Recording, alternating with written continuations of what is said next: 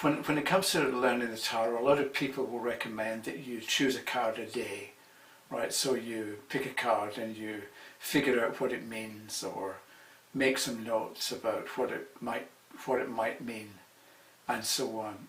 And I say don't do that, because I find that when you don't have a context, then the kind of information you come up with, it may sound okay, but it can be very difficult to fit that in as an actual answer to a real question that somebody has. And people can often get carried away with their thoughts and their ideas about a particular card. And then they can start bringing in astrology and the Kabbalah and numbers and all sorts of other esoteric systems, and they look at a card and they start, instead of talking about the picture that's on the card that everybody can see, they start talking about this theoretical stuff, about fire, earth and water, for instance, or about the number itself.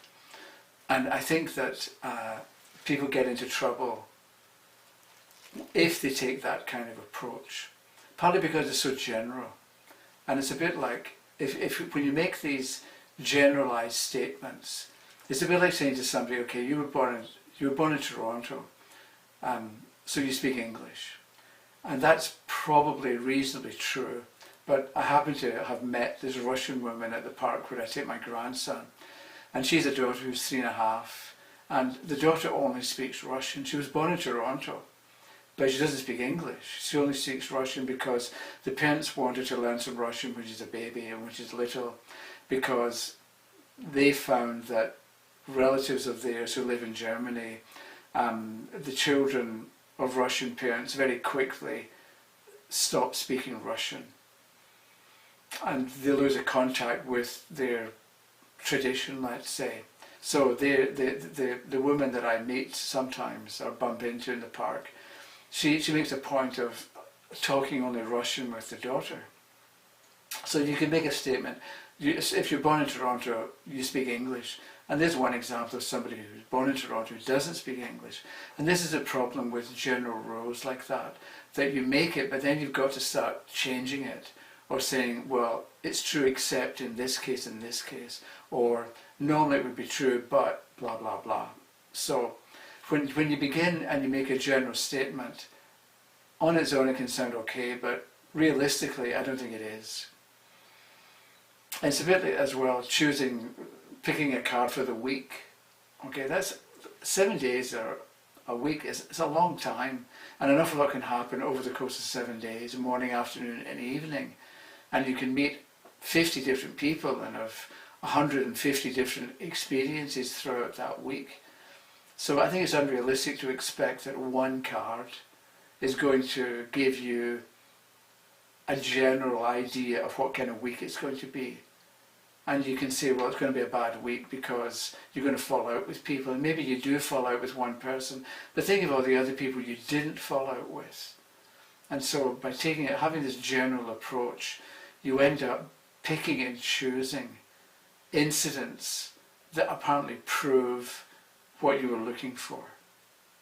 And I think it's a good idea to get away from that type of thinking and that kind of that way of reading cards.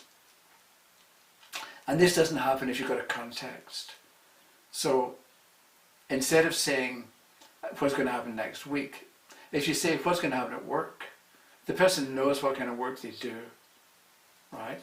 So you pick a card for what's going to happen next week at work, and you then relate the card to the person's actual job. So if you get coins reversed for next week at work, and the person works as a bank teller, reverse coins with a bank teller can mean be very careful about your records, because you can find that at the end of the day you're not going to balance.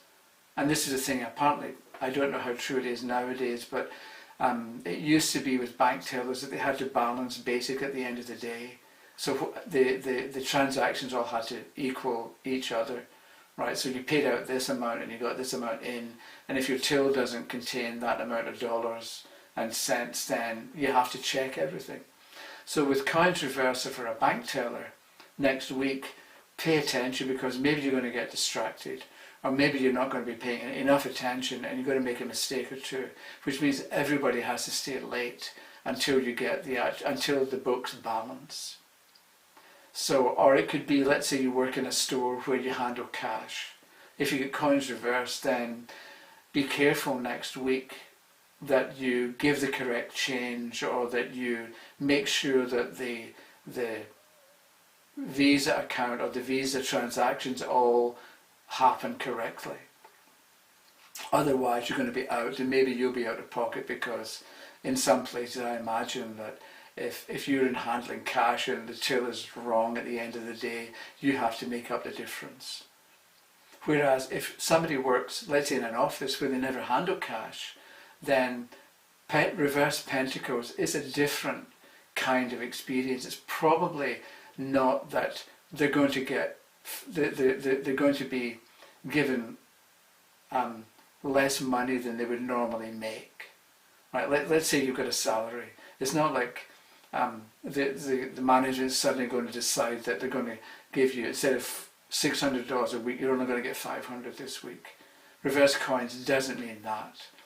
But it could be money, depending if money's involved with the job that you do, because maybe you're in sales, right? So it could be that next week people are not going to buy from you, or you're going to go and visit clients and try and sell them advertising, but they're not going to be as cooperative, or they're going to be more concerned about money and not want to buy from you, in which case, if you're in sales, over the weekend and before the working week begins, think about how you can sweeten the deal for these people. So if you go in knowing that normally they would buy from you, but next week they're not going to be as cooperative, they're not going to want to buy as easily as they normally would. So what can you do? If you know this in advance and you're prepared, what can you offer them? What can you tell them? What can you give them so that you overcome the obstacle represented by the reverse pentacle,